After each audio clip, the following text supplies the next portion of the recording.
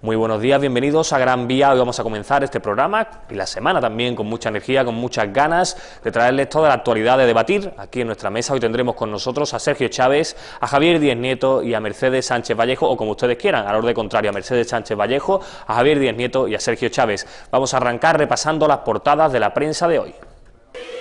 Ahí lo tienen, el diario El Mundo, que abre con que Ignacio González pidió ayudas a policías para ocultar el caso de su ático. Otra noticia que destaca este diario en su portada es que Rajoy afea a Tsipras por el truco de buscar enemigos fuera. Y la fotografía es para esa marcha que se ha producido en Rusia, esa marcha, esa movilización por la muerte de uno de los opositores. Cambiamos de diario. Ahí lo ven, El País, la oposición a Putin gana fuerza con una gran marcha de protesta. Esa fotografía que también veía en el diario El Mundo, esa fotografía de la marcha. Ciudadanos, retrato de un partido en alza. La formación ha logrado atraer el voto abstencionista de izquierdas y del PP. Y la última noticia que destacamos del diario El País es que Rajoy contesta a Tsipras que él no es responsable del incumplimiento de su programa. Bruselas aboga por rebajar la polémica. Pasamos al diario ABC. Ahí lo tienen, como siempre, una única noticia en esa portada principal y titula: El peligro yihadista amenaza a Cataluña. Los servicios de inteligencia siguen en esta comunidad a 5 organizaciones islamistas que podrían ser caldo de cultivo de radicales. Pasamos a la prensa de ámbito local, que, como se imaginan, abren con el tema principal del día de hoy, que es, como ven en el diario El Faro, fallece el ex vicepresidente de la ciudad, Pedro Gordillo, fundador de la Casa de Estudios C70. Acababa de confirmar que se presentaba a las próximas elecciones municipales con el Partido Libre Ceutí. Fotografía para Pedro Gordillo. La otra noticia que vamos a destacar es que las aulas de primaria e infantil se encuentran masificadas, dice El Faro. Pasamos al diario El Pueblo de Ceuta. El titular principal del Pueblo de Ceuta reza: los hosteleros piden más iniciativas que impulsen el comercio y el turismo. En la parte superior de su portada lleva también ese fallecimiento de Pedro Gordillo, que dice: fallece Pedro Gordillo tras varios días en la UCI por infarto cerebral. Y otra noticia que destacamos es que los guardias civiles imputados por la tragedia del Tarajal declararán mañana ante la jueza. Pasamos a los diarios de ámbito digital. Ceuta al día: Pedro Gordillo muere en el hospital a los 73 años tras una semana ingresado. Y otra noticia que destacamos es que Obimasa cierra la campaña contra la procesionaria con niveles de infestación como los del anterior. Y por último, Ceuta Actualidad, del que solo vamos a destacar una noticia, es esa fotografía de Pedro Gordillo en la presentación del Partido Libre Ceutí, y dice: muere el político Pedro Gordillo en el hospital universitario tras días después de sufrir un infarto cerebral. Pues estas son las portadas de los diarios del día de hoy. Vamos a ir un segundito a publicidad y enseguida estamos hablando de estos temas aquí.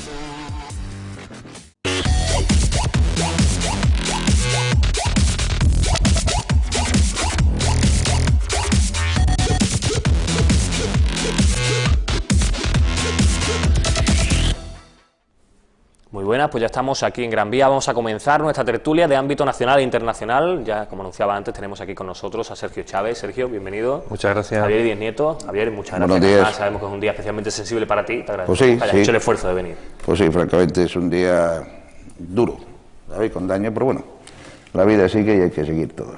Y Mercedes, buenos días. También Buenos me imagino días. es un día duro para todos. Me imagino que, Sí, que lo para es, ti lo es. también. Gracias, porque todos venís desinteresadamente, sé que resaltarlo, y hacéis el favor de estar aquí con nosotros para hablar de temas tan importantes como los que vamos a tratar a continuación, que empezamos por el ámbito internacional, como solemos hacer en esta tertulia. Vamos a hablar de ese cruce de declaraciones entre el presidente Rajoy y Alexis Tsipras, el presidente griego recientemente elegido, que, bueno, ya saben, en un discurso que daba a comienzo del fin de semana, pues lamentaba la posición que había tomado países como España, férrea, una posición férrea a las intenciones de Grecia con el Eurogrupo y las intenciones sobre todo con respecto a la deuda, ¿no? Y Rajoy le respondía este fin de semana y le decía que él, bueno, no era responsable de las frustraciones de Tsipras con Grecia y de que ellos no pudieran estar incumpliendo su programa electoral. Y me resultaba gracioso que fuera Rajoy el que estuviera diciéndole eso a Tsipras, de incumplir el programa electoral, precisamente porque él prometió 500.000 de empleos más. Por ejemplo, lo primero que se me viene a la cabeza, cuando entró en la Moncloa, y estamos hoy aquí, y no solo no hay 500.000 de empleo más, sino que hay un poquito menos. Y ahora ha prometido 3 millones y casi me da miedo, porque como sea una cosa exponencial, nos vamos a ir a la ruina, Javier. Bueno, pues Espero que no, ¿eh? Ojo, lo digo en tono medio jocoso para que no... Ha tocado muchos temas, entonces vamos a ver si los vamos individualizando un poco. En primer lugar, efectivamente, lo de los empleos, tú piensas que estamos en periodo electoral y ahora vamos a ir a todos los partidos las promesas más variopintas, y nosotros tenemos ya mucha experiencia en elecciones y sabemos lo que se prometen y que después es imposible de cumplir. Pero bueno, hay que vender expectativas a la gente para ganarse un voto, y hay la gente que necesita, pues se lo cree todo, y se lo va a creer todo, y ojalá sea cierto, ¿eh? También te lo digo porque esto es la piedra angular, digamos, el problema español, sobre todo, siempre he dicho que es el empleo, y ahí es donde se tienen que poner todos los esfuerzos. Respecto ya a lo de Grecia, pues vamos, a Grecia tenemos una cuestión. España ha comprado deuda de Grecia, con lo cual tiene sus intereses, pero España también es deudora de la Unión Europea. Cualquier tipo de favoritismo, digamos, en el pago, en las cuestiones estas, pues perjudica a España en su parte, ya que tiene menos dinero para pagar los intereses que nosotros debemos pagar. Por tanto, es lógico la actitud del presidente de gobierno, de cualquier presidente de gobierno, que diga, no estamos de acuerdo, y que se fuerce a Grecia a pagar. ¿Por qué? Porque en ello también van mis propios intereses. Syriza lo único que está haciendo es echar balones fuera, es decir, el enemigo fuera. Es una forma, digamos, de contentar a los propios electores, es decir, nosotros no somos, nos están atacando, nos están hundiendo desde fuera, pero nosotros vamos a intentar seguir haciendo. De todas formas, sigo opinando, como dije siempre, de que las negociaciones siguen en curso y poco a poco han encontrado un pequeño respiro cuando al principio parecía que no iba a haber. Yo sabía que sí que iba a haber y seguramente habrá más. O sea, que vamos a dejar evolucionar los tiempos, y lo demás son simplemente palabrerías de, digamos, técnicas casi electoralistas, de irse quitando de los problemas de que no sean míos y no sea del otro. Echarle la culpa a otro es bueno. Sí, no, precisamente es cierto, echarle la culpa al otro, pero hablaba algunos medios de, bueno, ese quizás miedo al efecto contagio, ¿no?, que podía estar intentando ahuyentar Rajoy con sus palabras. ¿Miedo contagio? Te refieres contagio a la claro, formación política que se presenta a estas elecciones, la de Pablo Iglesias, ¿no? Sí, me imagino que se refiere a eso, nadie lo decía claramente, pero es evidente. Porque solo se supone, bueno, dentro de las elecciones griegas se veía a Pablo Iglesias allí apoyando a Syriza, entonces, pues lógicamente hay una especie de conexión, que no es ni mucho menos lo mismo, pero bueno, es una venta también que se hace de imagen, y es posible que haya un poquitito, yo miedo creo que no existe, porque esta formación pienso que ya llegó hace ya tiempo a su techo, y ahora lógicamente los tiempos, y ahora se va sabiendo más cosas y se van viendo más cosas, y lógicamente, y luego el voto en la mayoría de los españoles yo creo que esta vez va a ser muy reflexivo. Esta formación aglutinó todos los indignados, entre ellos yo. Yo creo que todos los españoles estamos indignados por muchas de las cosas que tal, y lógicamente un discurso fácil, un discurso de utopía, y un discurso que luego hay que saber qué es lo que se tiene, a dónde queremos ir y cómo hacerlo. Y si no se tiene, me pueden decir que nos pueden poner un coche, un todoterreno a cada españolito, nos lo van a regalar. Muy bien, por prometer, vamos a prometer, pero la realidad no es esa. Sergio. Bueno, primero pensar que esta disputa entre el presidente del gobierno de España y el de Grecia me parece una polémica estéril, que no lleva a ninguna parte, eso para empezar. Segundo, darle la bienvenida a Syriza con respecto a una cosa del discurso, lo que las personas, los subelectores, la población en general quiere escuchar, que puedo compartir, de hecho comparto algunas de sus máximas, ¿no? Pero otra cosa es llevarlo a cabo. Entonces, claro, evidentemente cuando tienes que llevar a cabo ese discurso, tienes que sentarte a debatir, a llegar a un acuerdo, te puedes encontrar que no todo el mundo piensa de la misma manera que piensas tú. Muy legítimamente, evidentemente, defendiendo los derechos del pueblo griego, pero ahí te encuentras con los distintos ministros de Finanzas, de Economía del resto de los países de la Unión Europea, y como muy bien ha comentado mi compañero, deudores, pero también que también han dado un dinero importante para que Grecia salga, ¿no?, y se reflote. Entonces tenemos que acordarnos también que nos retrotraemos, y todo esto viene del año 2010, cuando se descubre el pastel de las finanzas griegas, de que esto no ha sido culpa tampoco, echamos yo el primero a la famosa troika, pero el pueblo griego, no el pueblo. Los gobernantes del pueblo de Grecia han estado manteniendo ocultas y falsearon las cuentas hasta que por fin estalló. En el 2010 se vio todo el pastel, entonces tuvo que intervenir la Unión Europea para darle un cierto dinero para poder reflotarlo. Entonces, claro, no es culpa del resto de los países lo que, por desgracia, los gobernantes de Grecia han estado haciendo y metiendo la pata. Eso por otro lado. Entonces, claro, esta polémica, es que a mí no me gusta ver a mi presidente del gobierno hablar de terceros países, ni que terceros países aludan a España, pero todo creo yo que también viene por el problema de que si Rajoy se mete en campaña de Grecia ayudando al Partido de Nueva Democracia, o si Pablo Iglesias por Podemos se mete también en campaña griega ayudando a Syriza, nos encontramos de aquellos lodos, de aquellos pueblos vienen estos lodos. Entonces, claro, las comparaciones, y ya comentaba en anterior programa, no creo que es equiparable, pero claro, si sus máximos dirigentes se han metido en campaña griega, quieren extrapolar esa circunstancia a la española, entonces miedo por parte del Partido Popular de ver de que Grecia, y aquí sí tengo que reconocer que Syriza por fin, al contrario de esa austeridad, ese austericidio por parte de los gobiernos sumisos que se sentaban y escuchaban lo que les decía la Troika, asentaban con la cabeza y no hemos tenido que comer todas estas políticas regresivas. Grecia, con más o menos resultados, sí se ha podido sentar de tú a tú con ellos y decir, mire usted, nosotros estamos aquí, nos sentamos, estas son nuestras posturas, estas son las vuestras, y ya han llegado a un acuerdo porque hasta junio siguen este acuerdo, o sea que no ha sido todo negro ni ha sido todo blanco. Entonces, claro, esa contraposición entre si se puede extrapolar o no se puede extrapolar lo que puede pasar en España con Podemos, pienso yo que ha primado más a la hora de las reuniones, porque es malo, a nivel interno se ha dicho que el ministro de Economía español, y junto con el de Portugal, pero sobre todo el español, es más beligerante a la hora de exigirle a Grecia que cumpliera todo lo establecido. Entonces, claro, de ahí viene esta polémica, pienso.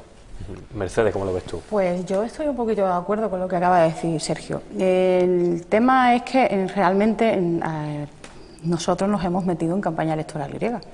Realmente ha estado Pablo Iglesias por un lado, Rajoy por otro, y entonces evidentemente eso luego nos está causando pues estas reacciones actuales que estamos encontrando. ¿Qué es lo que hace Tsipras? Pues Tsipras realmente lo que está intentando es intentar recuperar un poco su prestigio perdido, podríamos decir, ¿no?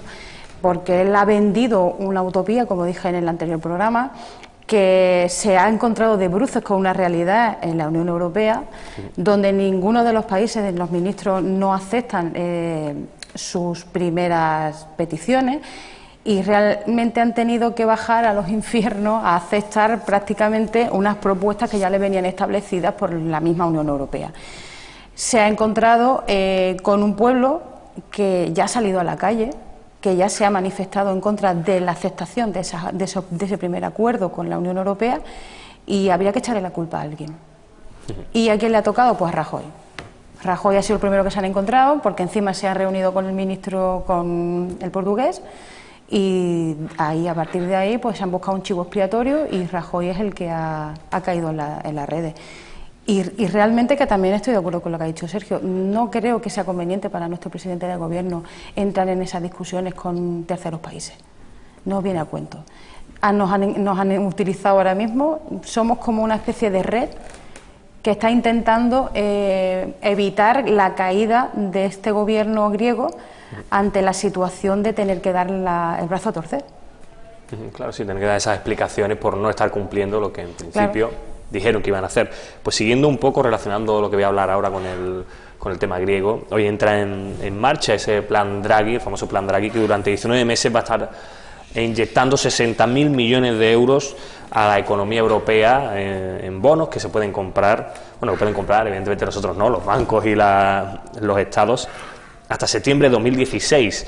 Y bueno, curiosamente pueden comprarlo todos los países menos Grecia, que es una cuestión que me resulta bastante, cuanto menos curiosa. Y los efectos de estos 60.000 millones de euros que hoy empiezan a fluir, por decirlo de alguna forma, ya se están notando. Bajan mucho las primas de riesgo, financiaciones. Por ejemplo, este fin de semana a Alemania le pagaban por asumir su deuda, es decir, tenía lo que se llama el interés negativo. Había gente que compraba deuda a 3 meses alemana asumiendo que no va a tener beneficio y que va a tener que pagar. Es decir, es algo absolutamente de locos.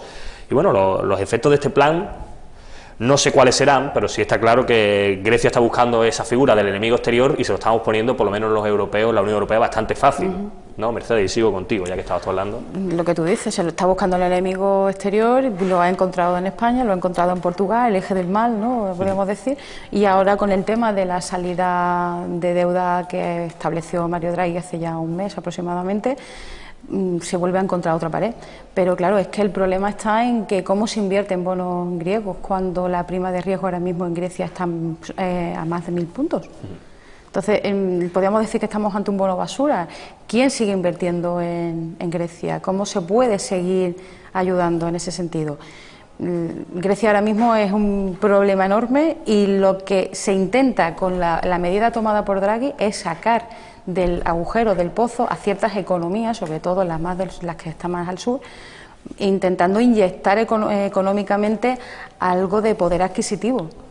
Un país como Grecia ahora mismo no lo puede soportar.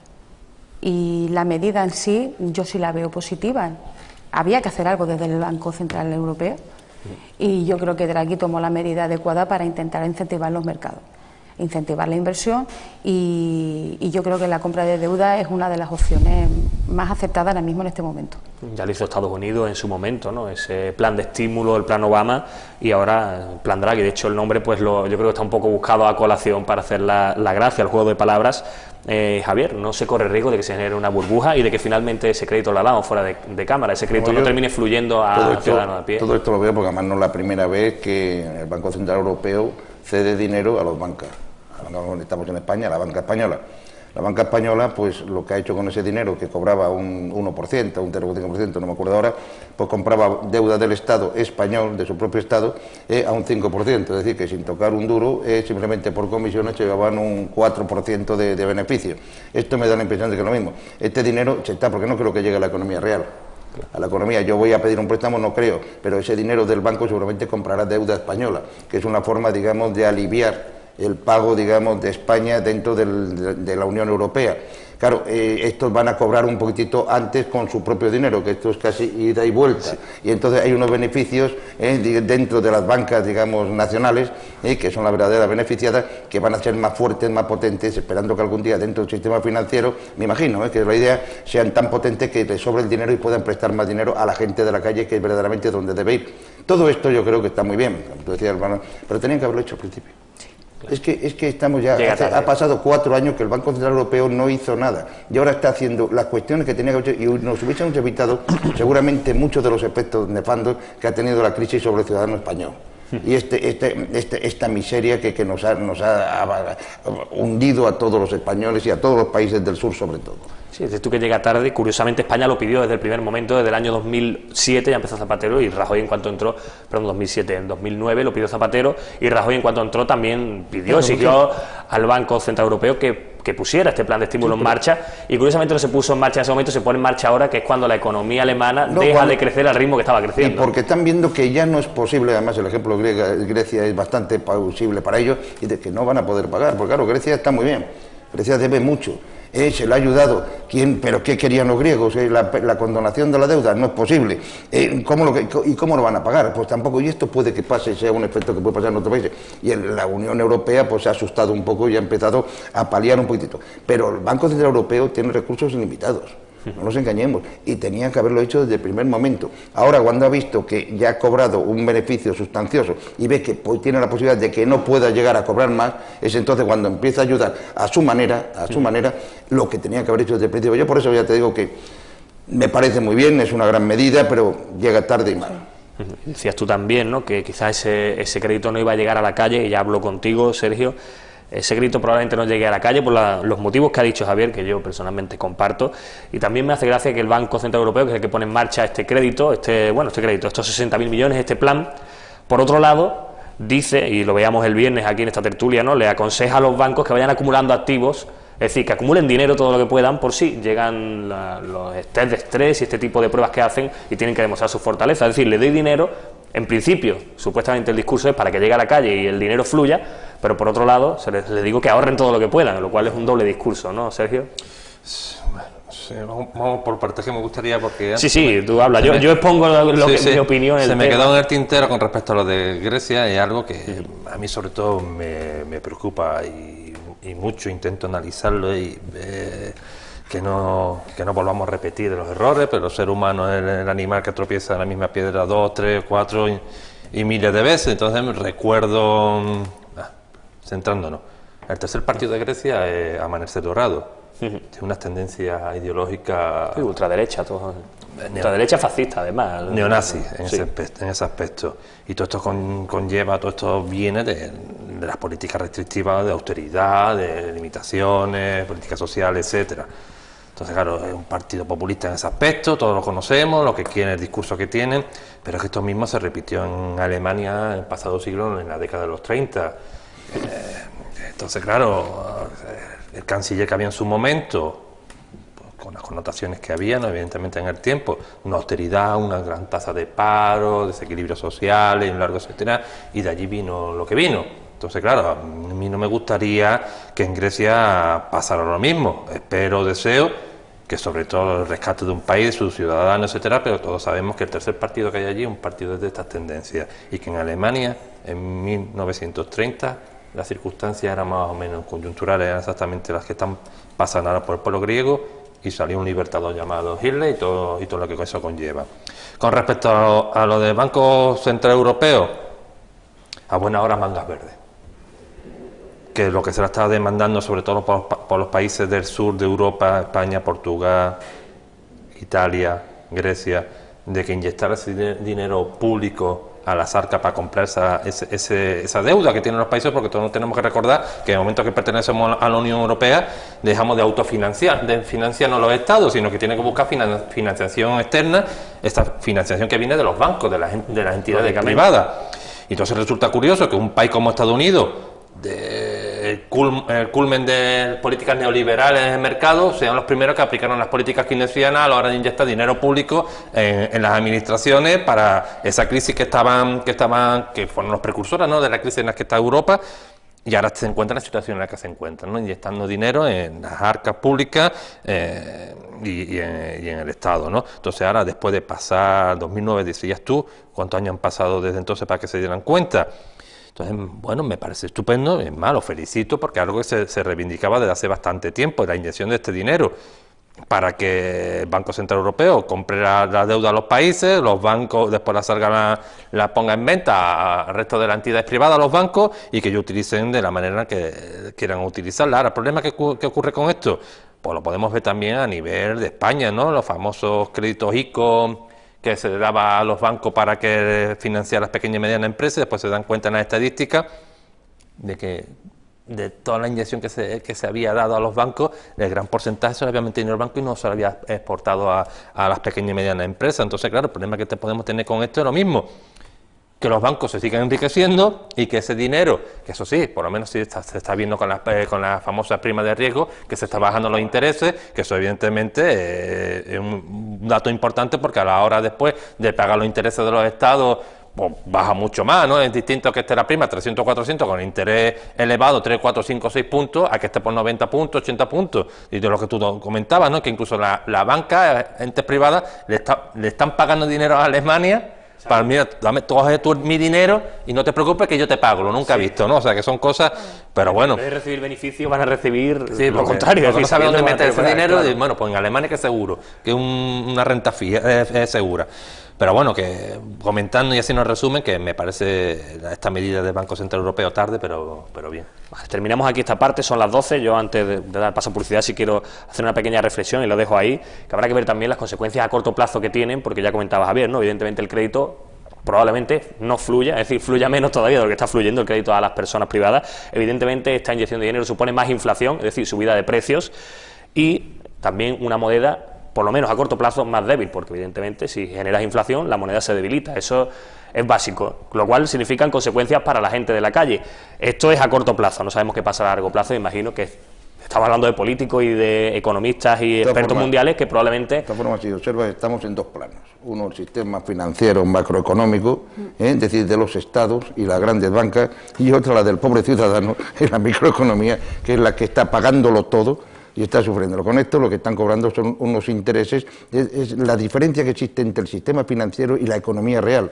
Es que es totalmente diferente, no se apoya en la economía real, o sea, estamos hablando de un dinero que no existe, pero con unos intereses inconmensurables. O sea, pero claro, eso estamos hablando de la macroeconomía. Y tenemos que referirnos a nuestro problema, que se llama empleo, que se llama vivienda con un sueldo, que se llama comer todos los días y tener una estabilidad de vida. Y de esa segunda parte parece que todo el mundo se olvida. Eso más o menos lo que yo quería decir de otra forma, pero bien dicho, Javier. Vamos a publicidad y enseguida volvemos aquí con las noticias que la trae Laura Ortiz.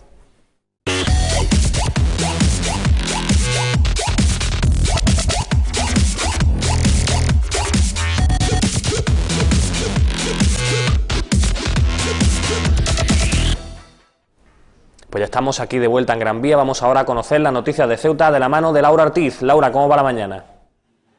Buenos días, Nacho. Una mañana complicada, porque se lo adelantábamos anoche en las redes sociales. El que fuera presidente del Partido Popular de Ceuta y vicepresidente del Gobierno, Pedro Gordillo, fallecía anoche en el Hospital Universitario de nuestra ciudad, donde permanecía ingresado desde el pasado lunes. Gordillo, de 73 años, tenía previsto presentarse a las elecciones autonómicas de la mano de una nueva formación política, el Partido Libre Ceutí.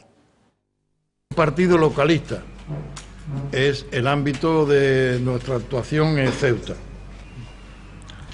Nuestro partido, que aquí os presentamos, quiere ser el vuestro, el de todos los ciudadanos de Ceuta. Esta que han visto era la última intervención pública de Pedro Gordillo. Se trataba de la presentación del Partido Libre Ceutí, con el que planeaba presentarse a las elecciones autonómicas del próximo mes de mayo. Era la última aventura política del que fuera presidente del Partido Popular y vicepresidente del Gobierno de la ciudad, cargos a los que renunció en 2009 después del escándalo en el que se vio involucrado tras la denuncia de Siné Ahmed. Antes, Gordillo había sido director provincial del Ministerio de Educación y senador del Partido Popular, además de número 2 de la lista con la que Jesús Fortes se presentó a las elecciones. Pero muchos recuerdan a Gordillo de su época anterior a la política, como fundador de la Casa de Estudios, que permitió que muchos estudiantes con pocos recursos accedieran a su formación universitaria, o de su época de sacerdote, una vida anterior que fue la que hizo que desembarcara en Ceuta a mitad de los años 60. Los restos mortales de Pedro Gordillo se encuentran ya en el tanatorio. Está previsto que el funeral se celebre este martes por la mañana en la Iglesia de África, desde donde posteriormente será trasladado al cementerio de Santa Catalina. Dejamos este asunto del que les mantendremos puntualmente informados en nuestros servicios informativos y vamos con más cosas. La Secretaría de Empleo de la Ejecutiva Federal del PSOE, María Luz Rodríguez, se ha reunido en Ceuta con varios colectivos de desempleados, entre ellos vecinos de la barriada del Príncipe o de Benzú. La conclusión de la socialista es que Ceuta no puede permitirse las altas cifras de desempleo y que es necesario un cambio que pase por una mayor inversión en políticas activas de empleo. Agenda intensa la que ha tenido María Luz Rodríguez durante su viaje a Ceuta. La socialista se ha mostrado muy satisfecha de que su primer contacto con la realidad ceutí haya sido en el Príncipe y ha recordado que el desempleo juvenil deja sin esperanzas a los jóvenes. Donde los jóvenes de Ceuta no tienen esperanza porque más de 7 de cada 10 jóvenes no tienen trabajo. Al igual que a las mujeres, según ha subrayado Rodríguez. Porque Ceuta tiene la participación de las mujeres en la fuerza de trabajo más baja de nuestro país. Por ello, considera lógico que barriadas como el Príncipe sean famosas por la desesperación y no por el trabajo que se podría crear en ella. La solución, según la secretaria de Empleo socialista, pasa por dos cuestiones que el PSOE considera fundamentales. La primera, una mayor protección para las personas desempleadas. Hoy hay 3 millones de personas en situación de desempleo. Por cierto, algunas de ellas, hemos estado hablando con ellas hoy en el Príncipe, que no tienen ningún tipo de protección por desempleo. Y la segunda cuestión es una reactivación de las políticas activas de empleo. Porque no hay inversión en política activa de empleo. Primera razón para cambiar, invertir más en políticas activas de empleo. Rodríguez ha sido también protagonista de un acto junto a militantes y simpatizantes del PSOE, donde ha reiterado que las propuestas de su partido pueden darle a Ceuta esa mejoría tan necesaria. Pues José Antonio Carracao aprovechó este acto para replicar al portavoz del Gobierno, Emilio Carreira. Para el socialista es una broma que ahora el Partido Popular vaya a ocuparse de la devolución de las mercancías de los comerciantes. Además, Carracao cree que se está hablando mucho del IPSI cuando en realidad el problema de Ceuta es otro. Después de 14 años de gobierno, que les preocupa el problema, por ejemplo, de la devolución de las mercancías de los comerciantes de Ceuta y que están estudiando una solución, es una mofa en toda regla. El problema en Ceuta no es el IPSI, el problema de Ceuta es el endeudamiento y por eso la necesidad de recaudación de este gobierno. Tampoco Caballas considera que el IPSI sea un problema para el desarrollo del turismo de compras. La coalición critica al Gobierno por su falta de voluntad para llevar a cabo la reconversión turística que Ceuta necesita. Y en ese sentido, la formación tiene claro que las propuestas deben ir encaminadas a mejorar la situación de la frontera y evitar el caos que allí se produce. La decisión del Gobierno de modificar el impuesto local para, de esta forma, hacer más atractivos ciertos productos y potenciar el turismo de compras no ha sido bien acogida por Caballas. La coalición habla de esta propuesta como una iniciativa guadiana, es decir, el tipo de promesa que cada cierto tiempo anuncia el Ejecutivo sin ningún tipo de criterio y que además no termina de llevarse a cabo. Porque la formación tiene identificado cuál debe ser el camino para una mejora del turismo, y en ese camino se encuentra la frontera del Tarajal, porque, según los localistas, son las enormes e injustificadas colas las que disuaden a los visitantes, además de unas instalaciones tercermundistas. Por si fuera poco, Caballas señala que Ceuta no dispone de una oferta complementaria que haga más atractiva la visita. Sin embargo, el Gobierno no tiene voluntad para que esto mejore. Caballas habla de una burla hacia la ciudadanía que el Ejecutivo diga ahora que la reducción del ITSI de algunos productos pueden potenciar por sí misma el turismo. Y buenas noticias para la Junta de Personal Docente, ya que el Boletín Oficial del Estado publica en su edición del 28 de febrero las modificaciones del Real Decreto Ley de Medidas de Estabilidad Presupuestaria. Entre los cambios se encuentra la posibilidad de elegir a los miembros de una Junta de Personal en los centros públicos no universitarios, lo que significa que este órgano no se integrará en una Junta de Personal única, sino que tendrá funcionamiento independiente. Prioritaria porque estaban... Pues Nacho, hasta aquí las noticias de esta mañana de lunes. Ustedes ya saben que la información vuelve a Ceuta Televisión esta tarde a partir de las 8:30. Mientras tanto, sigan disfrutando de Gran Vía con Nacho Gallego. Muchas gracias, Laura. Vamos a comenzar la tertulia local con esa noticia que abría el informativo de nuestra compañera Laura Ortiz, con el fallecimiento de Pedro Gordillo. Contamos aquí con Javier, que era un buen amigo de Pedro Gordillo. Ya sabemos, ahí se han alabado todos sus... Un repaso su currículum, ¿no? Ex vicepresidente de la ciudad, expresidente del Partido Popular, sin duda una figura política que ha sido destacada en Ceuta.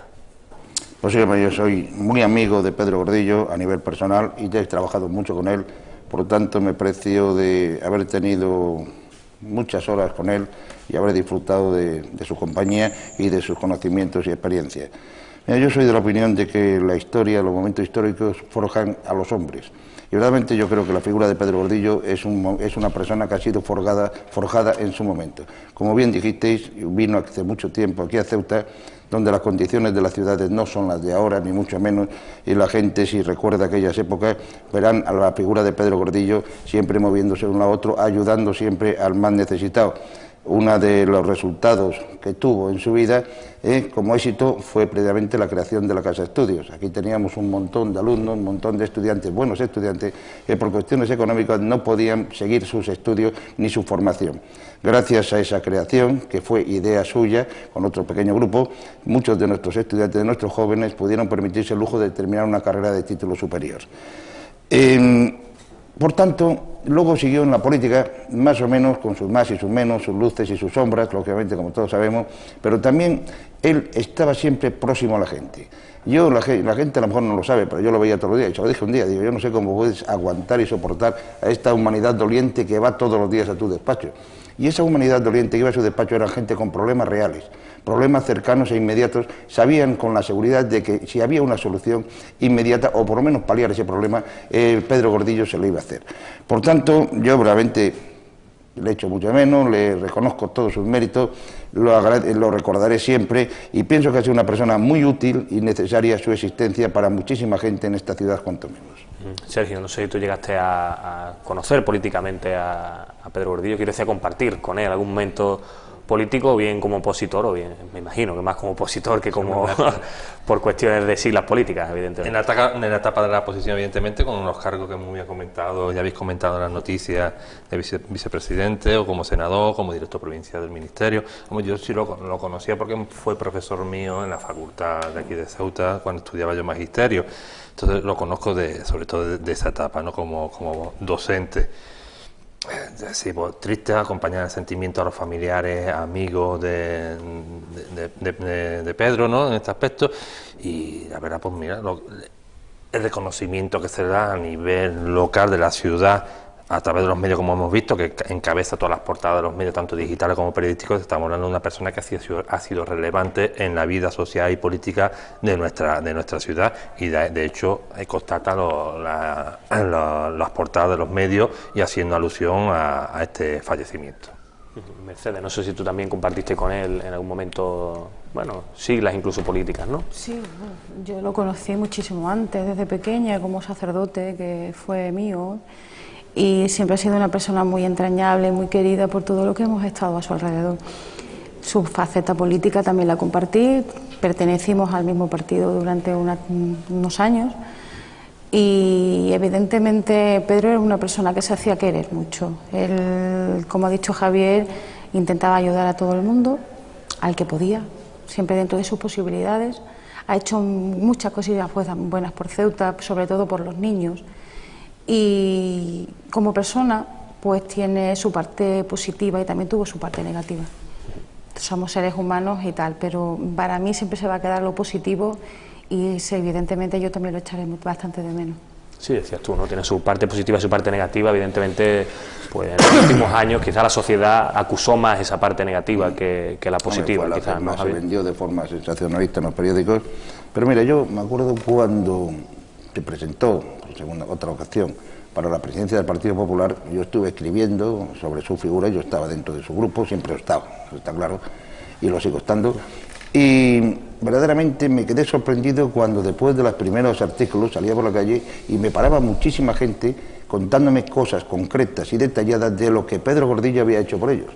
Hasta el punto de que, mire, mi mujer está viva gracias a que él dejó su dinero para una operación, hasta el punto de que me contaban cómo llevaba mantas cuando estaba en la zona de Fuente Caballo, por visto de chabolismo, llevaba para que en la época de frío, llevaba mantas de ayuda, y eran innumerables las ocasiones que la gente me paraba en la calle hablándome de las bondades. Por eso he dicho antes de Pedro Gordillo, por eso he dicho antes que fue una persona útil y necesaria para la existencia de muchos en esta ciudad, y verdaderamente una figura excepcional de la que de vez en cuando se repite en una historia. Bueno, cambiamos de asunto, vamos a pasar a otro asunto que también creo que es importante para Ceuta. Pasa un poco desapercibido en las portadas de los medios de hoy, si bien en alguna, creo que en El Faro, en El Pueblo, si no me equivoco, esa declaración que hacen mañana los guardias civiles que participaron en, bueno, aquella mañana en la tragedia del Tarajal, ¿no?, que se conoce como la tragedia del Tarajal, aquellas 15 personas inmigrantes que intentaban cruzar a nado.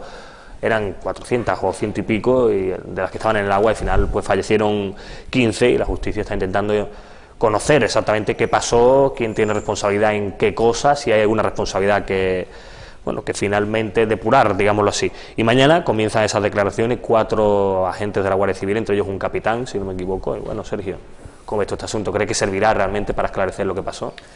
Bueno, pues me remito a lo que comenté hace semana cuando salió esta noticia a los medios, que sigo pensando, y así lo digo, ¿no?, que los últimos pagan el pato, la parte más débil del eslabón de esta cadena, que son los guardias civiles. Entonces tenemos que recordar que la Guardia Civil, que fue perteneciente a la Fuerza y Cuerpo de Seguridad del Estado, es un cuerpo militarizado, militar, y todos eso sabemos lo que conlleva.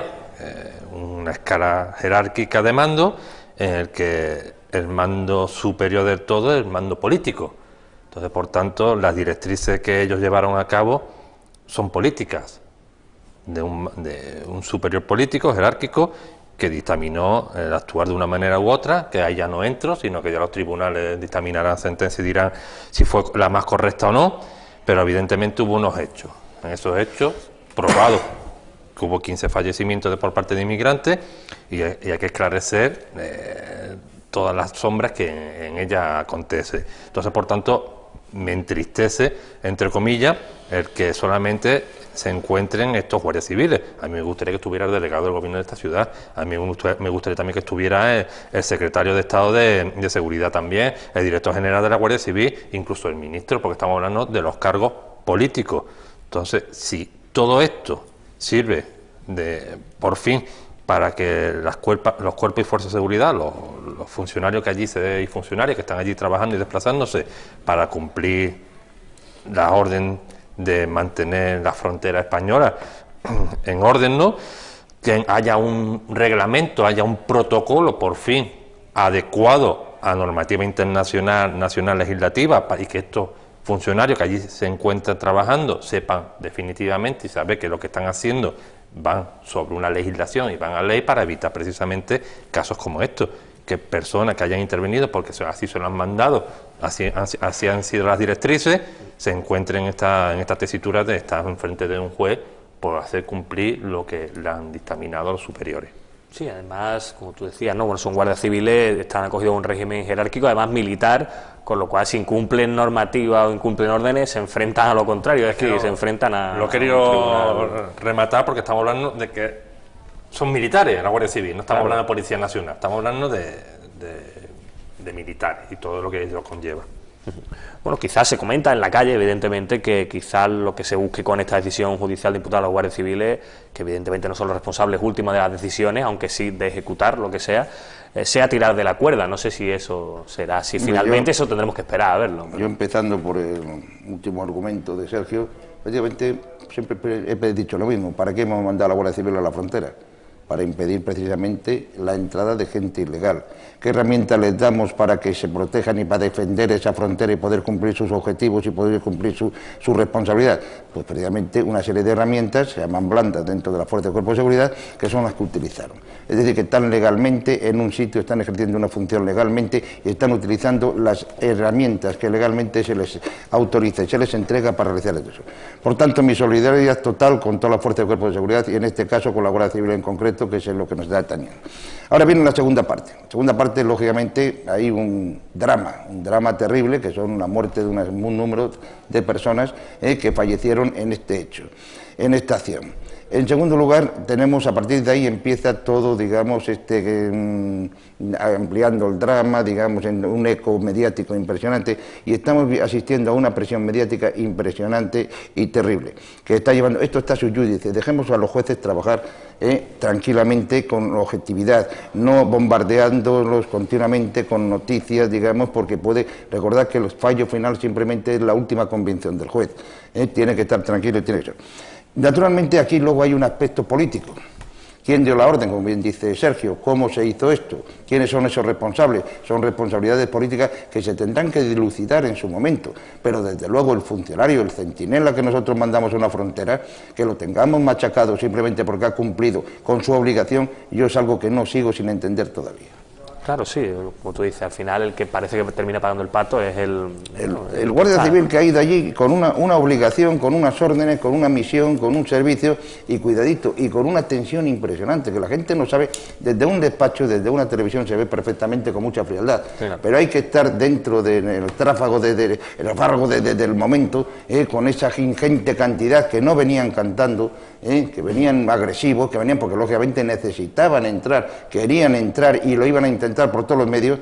Ver las actitudes de la Guardia Civil, del funcionario que está allí, no son tan fáciles de definir en ese sitio. En ese momento las emociones y los momentos son tremendos para todos, también para los de la otra parte.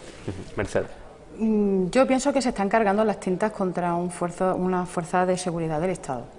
Una fuerza que está en la frontera debidamente establecida para poder cumplir con su obligación de mantener inviolables nuestras fronteras y mantener nuestra seguridad interna.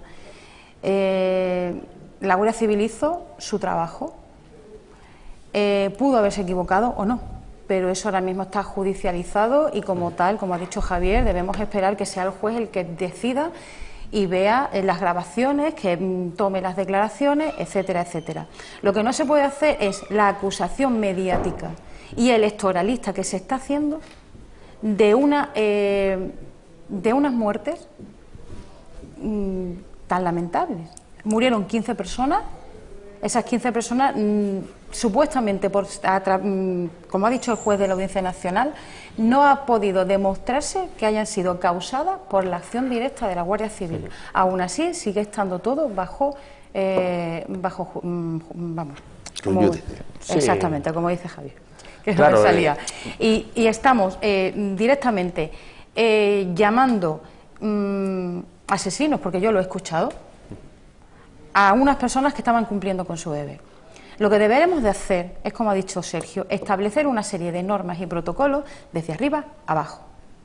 No dejar al Guardia Civil solo en la frontera, sin establecer los mínimos requisitos que deben de realizarse para poder llevar a cabo bien su trabajo. Y también es muy fácil desde Europa decir no se pueden hacer devoluciones en caliente, no podemos, cuidado con los que vienen con el asilo, que los que están arriba en las vallas ya están en territorio español, sin venir aquí y verlo in situ. La situación aquí es muy complicada y eso hay que verlo en el momento adecuado y en el momento y en el sitio donde está ocurriendo.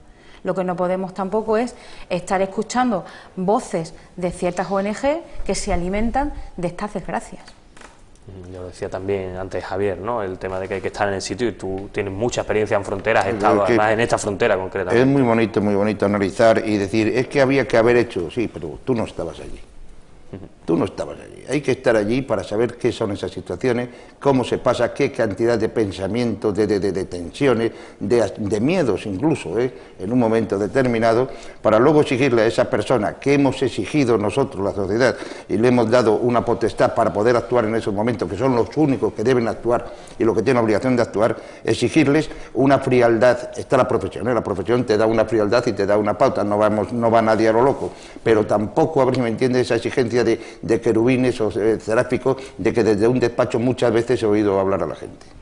Hablando de eso que dice Javier, Sergio, ¿cómo ves tú esas presiones de Europa? Antes hablábamos de Rajoy, ¿no? Que no nos gusta, bueno, que ver cómo se meten en asuntos que no les corresponde o que no les afectan directamente y... Bueno, Europa está aquí ejerciendo, como decía Mercedes, una presión. Claro, yo me pongo en el papel del finés de turno, del noruego, que nos pilla bastante lejos, y que la inmigración que viven ellos, creo yo que es completamente distinta, aunque desconozco también la realidad, pero pienso yo que es completamente distinta a la que vivimos aquí. Ven las imágenes, ven los hechos. Entonces, claro, digo, esto no puedes decir, esto, y evidentemente yo lo comparto, pero también tienes que ponerte en la piel y tienes que conocer las realidades. ¿Y cómo lo solucionamos? Porque es muy complicado, es que yo me pongo en la situación, ¿cómo solucionamos una frontera en que la desigualdad que hay entre Europa, porque estamos hablando de Ceuta, Europa, con respecto a Marruecos y el resto de los países de África subsahariana, en que la renta per cápita es la de mayor diferencia que hay de todo el mundo, o sea que de todas las fronteras que hay, ni la mexicana con los Estados Unidos, no, la de mayor diferencia es la que tenemos aquí, y con las connotaciones que tenemos también, porque aquí Ceuta más o menos el relieve nos ayuda, la montaña, la dificultad, pero en Melilla, que es todo plano, o sea, y lo estamos viendo diariamente el salto que hay. Bueno, pues las mentes pensantes, porque yo lo desconozco, yo reconozco que no tengo yo la solución ni la varita mágica de cómo poder medianamente bien, por un lado, los derechos humanos, que siempre tienen que prevalecer, con los derechos, evidentemente, que priman de una sociedad, de proteger sus fronteras, sí, conjugarlo todo. Claro, y conjugarlo de tal manera que por un lado y por otro sea de manera eficaz y efectiva, porque las devoluciones en caliente también, vamos a ver, pues, es lo que he comentado al principio, ¿vulnera los tratados internacionales? Sí. ¿No? ¿O es que esto antes no estaba supervisado, antes no se había contemplado, se puede contemplar ahora? ¿De qué manera se puede contemplar? Porque claro, porque todo esto reconozco también que nos está pillando tan sorpresivamente, porque yo recuerdo ir con mi padre paseando por el monte y estar de Ceuta a Melilla, pasa porque había una alambrada de pincho tirada en el suelo, y estoy hablando de la época de los 90, final de los 80, principios de los 90. Este fenómeno de la inmigración en aquellos momentos no se vivía, se está viviendo ahora. Entonces, evidentemente, vamos a la actualidad de los tiempos y tenemos que seguir avanzando. Entonces, claro, a mí me gustaría que por fin, por desgracia, tras estos sucesos acaecidos en que ha habido fallecimientos, por fin, de una vez por todas, los organismos oportunos, llámese la Unión Europea, llámese España y la legislación que hay, llámese la ONU, todo lo que sea, y nos digan definitivamente de qué manera se puede proceder con esta situación para evitar esto. Claro, como reclamábamos antes, que haya un protocolo claro, que sea... Yo es que se lo he oído muchas veces, lo del protocolo. Sí, bueno... Y yo es que me gustaría saber, tengo ganas de verlo, porque, como dice Sergio, a ver quién es el guapo que hace un protocolo. Porque estamos hablando de una actuación inmediata, estamos hablando de una actuación sorpresiva, estamos hablando de una actuación humana y nada pacífica. Poner un protocolo, mira, las leyes se hacen de forma general y después se analiza el caso concreto. Entonces nuestro protocolo está muy claro, que no entren, porque es que si no, si esto ahora dicen de la devolución en caliente. Vamos, ¿qué diferencia existe entre un ciudadano de terceros países que viene de forma ilegal, se presenta en el puesto fronterizo y dice no tengo ni un puñetero papel y quiero entrar? ¿Se le impide la entrada o se le deja? ¿Y qué diferencia existe contra una persona que entra por una valla, se queda arriba y dice no, ahora me tiene usted que quiero entrar y no tengo ningún papel? Porque entonces quitemos la frontera. Tú me has hablado del asilo. Mira, la mayoría de la gente que viene aquí son francófonos o bien anglófonos. Es decir, hay una parte que quiere quedarse en España, pero la mayoría quieren ir a Centro Europa. Es decir, que quieren pedir asilo en Bélgica, quieren pedir asilo en Francia, en otros países. ¿Qué es lo que pasa si España da el asilo? Que automáticamente los otros países, no, quien le dio el asilo, que se haga cargo de ellos. Claro. Entonces, verdaderamente, aquí yo hace mucho tiempo que yo creo que, ahora lo intentan hacer, yo creo que de una forma bastante soez, Pero es simplemente decir a Europa, mira ustedes, vamos a ver, traigan ustedes departamentos administrativos a Ceuta, instálense aquí. Y cada vez que venga una persona de tercer país que quiere un asilo, por razones que lo quiere en Francia, las autoridades francesas se lo denieguen. Que sean ellos los responsables, que no nos echen la Unión Europea a nosotros toda la carga de la prueba y de la responsabilidad. Vamos a hacerlo, si estamos todos, y que desde luego no me vengan desde Holanda, desde la Unión Europea, después de ver unas imágenes terribles y dramáticas, y solo mal nacido no se sentiría la muerte de alguien, dando lecciones o poniendo la voz en grito que qué es lo que está pasando. Vengan ustedes y pongan ustedes los medios. Bueno, con esto terminamos nuestra tertulia de hoy. Muchas gracias a los tres. Mercedes, muchísimas gracias por estar aquí. Javier, también, un placer. Y Sergio, como siempre, nos vemos la semana que viene. Ya mañana vendrá tu compañera Nuria, que no podía estar hoy. Muchísimas gracias por acompañarnos. A ustedes aguanten un segundito en publicidad y enseguida estamos aquí en Gran Vía.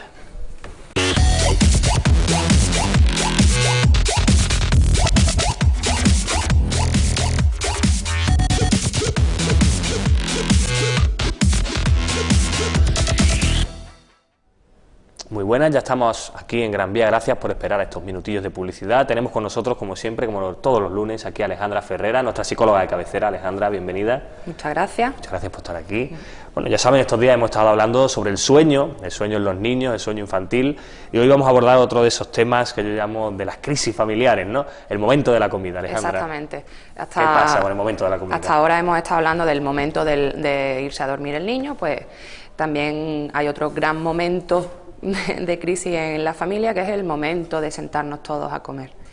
Una de las grandes preocupaciones de muchos padres es la problemática a la hora de comer ciertos alimentos, o incluso niños que sufren inapetencia, que comen muy poquito. Bueno, pues vamos a intentar despejar algunas dudas y dar algunos consejos en cuanto al tema de alimentación en los niños. Yo no me voy a meter en cómo hay que introducir los alimentos, porque para eso son las pautas, te las da el pediatra de cabecera. Yo ya me voy a adentrar un poco más en cuando existe el problema o la negativa del niño a comer en general o a comer ciertos alimentos. ¿Niño de qué edad hablamos más o menos? Pues podemos hablar de bebés, de empezar a introducir alimentos sólidos, o niños ya más grandes, 6, 7, 8 años. Lo ideal en estos casos es atajar el problema lo más temprano posible, es decir, realmente lo que vamos a intentar es que el momento de la comida no se convierta en un problema, sino que creemos unos buenos hábitos alimentarios en nuestros hijos. Eso pasa evidentemente porque esos padres tengan unos buenos hábitos alimentarios, es decir, no podemos pedirle a nuestros hijos que coman de todo si nosotros como adultos no comemos de todo. El ejemplo que siempre hablamos es fundamental. Efectivamente, es imposible que tú a tu hijo le obligues a comer verduras si tu hijo jamás te ha visto comer verduras. Claro. No lo entiende como algo normal. Después existe otro tema que es muy común. Nos olvidamos de que los niños son seres humanos, en pequeñitos, pero seres humanos, y como seres humanos tienen sus propias preferencias. No podemos imponer continuamente. Exactamente, ni podemos obviar el hecho de que haya ciertos alimentos que a esos niños no les guste. Lo que vamos a intentar es que prueben absolutamente de todo y que poco a poco ellos vayan eligiendo los alimentos que les gustan más o les gustan menos. ¿Cómo hacemos esto? ¿Cómo lo hacemos? Sí, que es la gran pregunta, ¿no?, que dirán muchos padres. Exactamente. Lo primero de todo, por favor, la comida no debe ser nunca ni un premio ni un castigo. No podemos utilizar ni el momento de la comida ni la comida en sí como método para premiar o castigar a nuestros hijos, porque de esa manera lo que estamos haciendo es todo lo contrario a lo que hemos dicho en un principio, a crear un hábito alimentario. Eso es lo primero. Lo segundo, vamos a intentar hacer partícipes a nuestros hijos de ese momento. Cuando son un poquito más mayores, pues incluso en la elaboración de los menús semanal o en la elaboración de la propia comida. En tercer lugar, vamos a intentar hacer los platos apetecibles. La verdura de por sí, por ejemplo, que es uno de los grandes problemas en los niños, no es atractiva de ver en muchas ocasiones. Pues si podemos presentar un plato que sea divertido, que sea agradable a la vista, es mucho más probable que ese niño tenga ganas de por lo menos probarlo, que si presentamos un plato verde completamente, que además en muchas ocasiones su olor no es excesivamente agradable para los niños, y por narices, con perdón de la expresión, queremos que ese niño se coma ese plato. En cuarto lugar, raciones pequeñas. Es preferible que el niño pida repetir a que el niño se vea delante de un plato enorme y que nosotros estamos al lado, no instándole, sino encima obligándole a que se tiene que terminar el plato entero. Esa es esta cuestión, me gustaría interrumpir un segundito porque es verdad, yo eso como padre lo he vivido mucho, ¿no? Las raciones pequeñas, que son bebés y que su estómago es proporcional al tamaño que tienen. Pero veo a veces, ¿no? Me encuentro el caso de que a la hora de la merienda, una fruta, una manzana, una pera y no sé qué. Pero tú te comerías una fruta, una pera, una manzana y no sé qué todo junto para merendar. Yo terminaría hasta arriba, es decir, si me lo como todo a la vez, terminaría hasta arriba. Pues imagínate un bebé cuyo estómago puede ser la cuarta parte o la tercera parte o menos. Evidentemente, cuando hablamos de una pera, una manzana, un plátano y una naranja, nos referimos a un trocito de pera, un trocito de manzana, un trocito de plátano. Sí, pero hay padres que quizás no comprenden eso. Lo de las 5 raciones de fruta y verdura al día está muy bien para los adultos, pero no le pueden meter 5 frutas a un niño en una misma toma. Es imposible, si es que no te lo vas a poder comer tú, pues imagínate. Sí, enlaza con eso que tú decías antes, ¿no? Que son personas, son humanos completos, pero pequeñitos y hay que tenerlo en cuenta. Continúa, pero ahora íbamos por la cuarta, raciones pequeñas, adecuadas a lo que es el tamaño. Y la quinta, intentar hacer 5 comidas. 5 comidas completas. Es decir, como hemos dicho, que van a ser raciones pequeñas. Vamos a hacer un desayuno, una media mañana, una comida, una merienda y una cena. De tal manera que distribuidas en esas 5 raciones, en esas 5 comidas, el niño tome todos los grupos alimenticios. Tome proteínas, hidratos de carbono, verduras, frutas, lácteos. Si se lo queremos meter todo en 3 comidas, sí, van a tener que ser raciones más grandes, evidentemente. Y es muy probable que ese niño se alimente de lo que más le gusta y rechace lo otro. Que muchas veces, como he dicho al principio, muchas veces, y la gran mayoría de las veces, ni siquiera ha llegado a probarlo. Otro dato muy curioso. Si tú le preguntas a tu hijo si quiere un alimento, tienes que aceptar que tu hijo diga que no y no dárselo. Es decir, si tú le dices a tu hijo, ¿quieres comer berenjena? Y tu hijo te dice, no, lo siento, pero tienes que respetar su negativa. Claro, lo que hablamos también de la educación democrática, ¿no? Hablamos de los padres democráticos y hay que... Exactamente. ¿Cómo salvamos ese problema? Vamos a crear objetivos mayores. Es decir, nuestro objetivo no puede ser, es que mi hijo tiene que comer brócoli. ¿Sí o sí? A mi niña le encanta. Hay que decirlo. A mí también. Sí. A mi niño el mayor no, pero a mi niña pequeña sí que le encanta. Nuestro objetivo no puede ser eso, tiene que comer brócoli, sí o sí, porque como ya hemos dicho, tiene que ir descubriendo sus gustos. Nuestro objetivo tiene que ser más amplio y tiene que ser, mi hijo tiene que comer verduras. Claro, hay muchos tipos de verduras. Efectivamente. Tiene que ser concretamente. Efectivamente. Entonces, si nosotros en vez de presentarle solo una opción, le presentamos 2, para empezar, que ese niño, como todavía no está desarrollado cognitivamente a nuestro nivel, ya al encontrarse en la disyuntiva le cuesta mucho trabajo, no te va a decir ninguna de las 2, es muy raro que un niño tenga esa capacidad. Si tú le dices, ¿qué te apetece comer, brócoli o coliflor? Ya lo has dejado un poco... de momento ya descoloca, digámoslo así. Descolocado, y te va a decir una de las 2. Claro. A lo mejor después, durante la comida, sigue habiendo una lucha para que se lo coma. Pero si tú se lo presentas, te dice coliflor, le presentas, como hemos dicho, esa coliflor, se la presentas de una manera de una manera más apetecible, en una ración pequeña, y además le recuerdas que ha sido él el que ha elegido comer eso, al final... Hacerle partícipe, como tú decías, ya no de la elaboración, sino incluso de la decisión. Exactamente, al final vas a conseguir que se lo coma. Otro dato muy importante, además muy típico de los padres, no hay hora límite para comer. Es decir, hasta que no te termine el plato no te vas a levantar de la mesa. No, hay que establecer un tiempo limitado para comer. En niños, una media hora. Es decir, tú le presentas el plato, si en media hora no se ha terminado el plato se retira.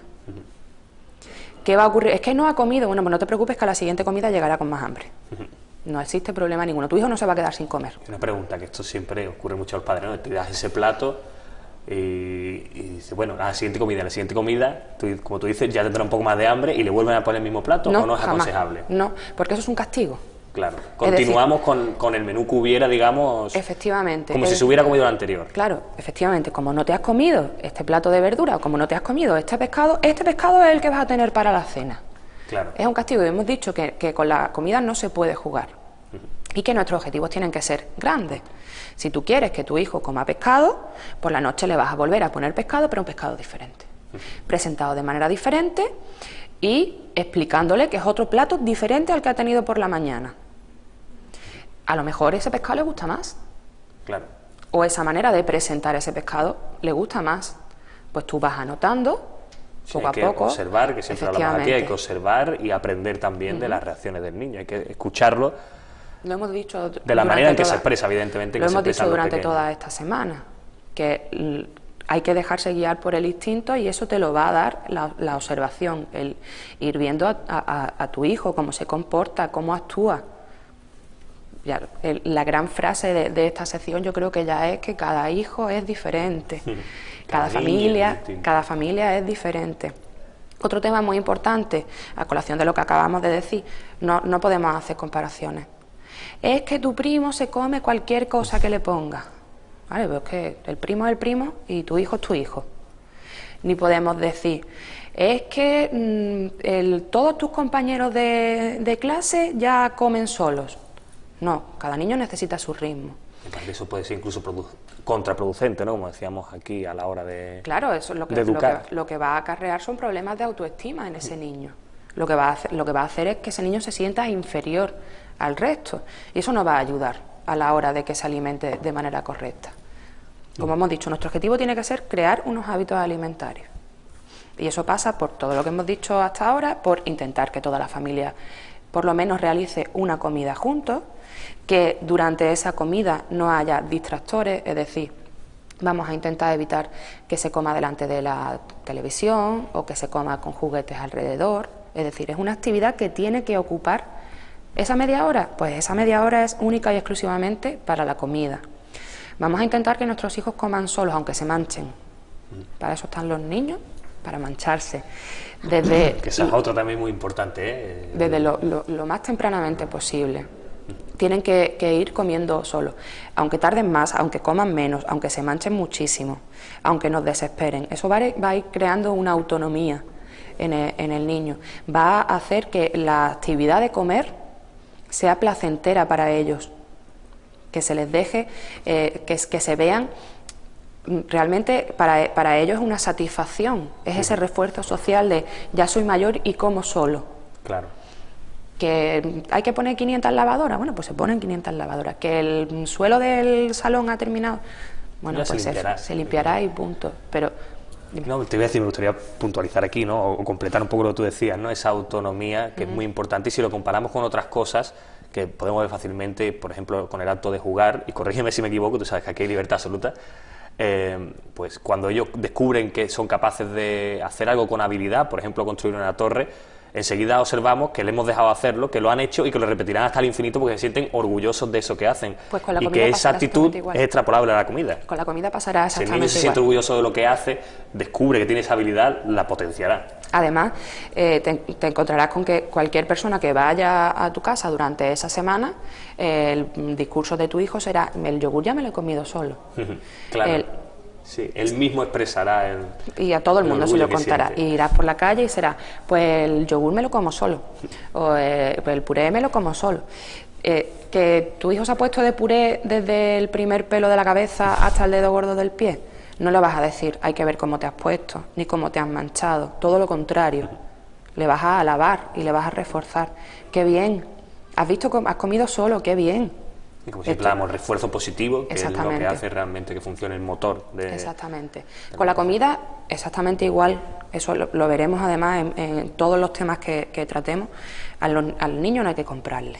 Es decir, al niño si te comes este plato entero, después te regalo una estampita de no sé qué. No. Sí, ya estamos usando, como tú dices, la comida o como premio o como castigo. Exactamente.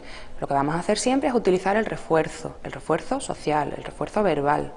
Es decir, cuando termine de comerse ese plato o mientras se lo está comiendo, porque se lo va a comer solo, pero tú vas a estar supervisando, evidentemente, le vas a ir alabando, le vas a ir diciendo lo bien que lo está haciendo, le vas a ir guiando también, porque normalmente vas a hacer un plato combinado de proteínas y verduras. Bueno, pues ahora has cogido hamburguesita, pues mira, ¿por qué no la pinchas con el tomatito y verás qué buenos están las dos cosas juntas? Vas a ir acompañándole en el camino, que a fin de cuentas es lo que queremos hacer con nuestros hijos. No vamos a cogerlo siempre en brazos, ¿no?, para llevarlo a su destino, sino vamos a ir guiándolo y acompañándolo. El momento de la comida puede ser muy bueno para eso, sobre todo, como ya hemos dicho en muchas ocasiones, teniendo en cuenta el ritmo de vida que llevan los padres a día de hoy, en lo que los tiempos de ocio, los tiempos que se pasan con los niños cada vez son menores. Por lo tanto, vamos a buscar tiempos que, si no es en cantidad, que por lo menos sean en calidad. Y el momento de la comida, en vez de convertirse en una batalla campal, podemos convertirlo en un buen tiempo de calidad. Pues desde, como hemos dicho, desde la propia elaboración de la comida, haciéndolo partícipe, pues mira, vamos a cocinar tal, ¿por qué no lavas tú esto? ¿O por qué no vas secando tú la verdura?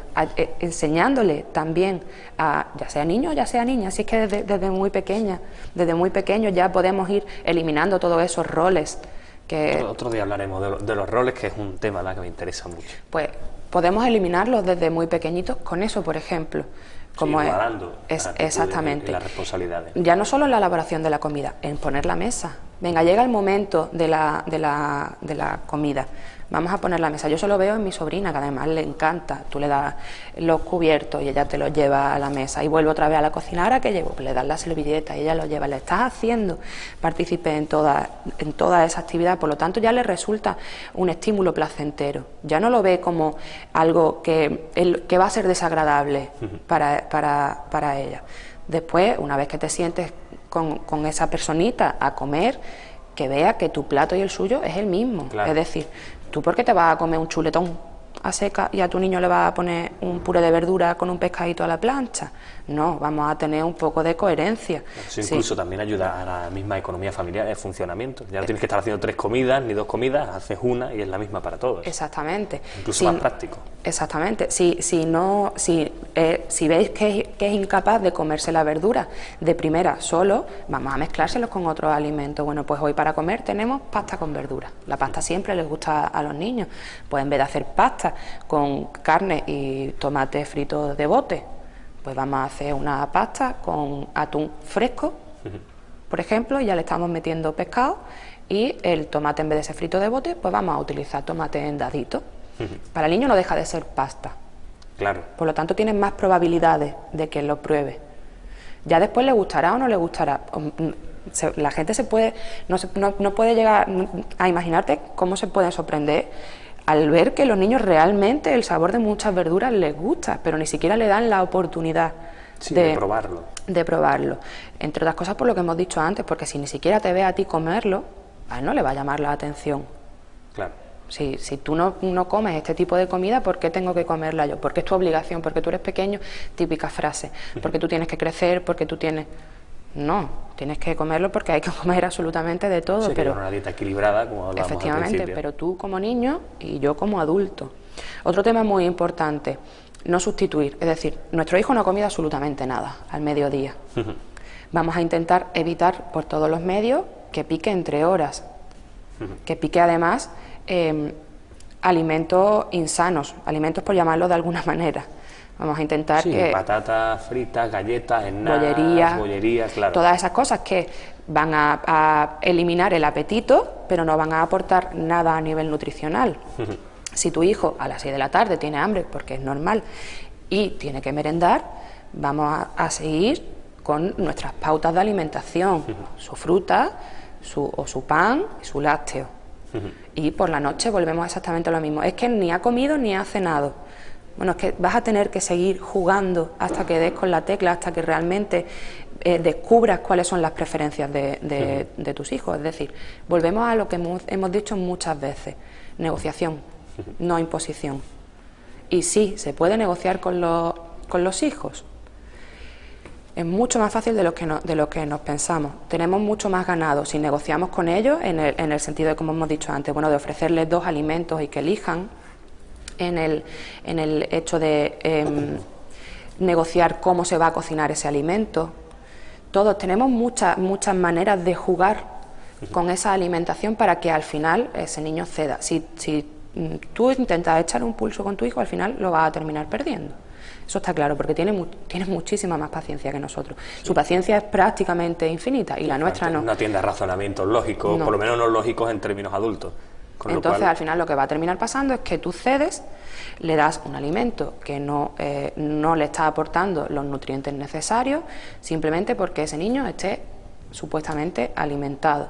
O al final acabamos con sota, caballo y rey. Es que a mi hijo nada más que le gustan las patatas fritas, los macarrones con tomate y la hamburguesa, es lo único. No, te puedo asegurar que a tu hijo le pueden gustar otras muchas cosas más.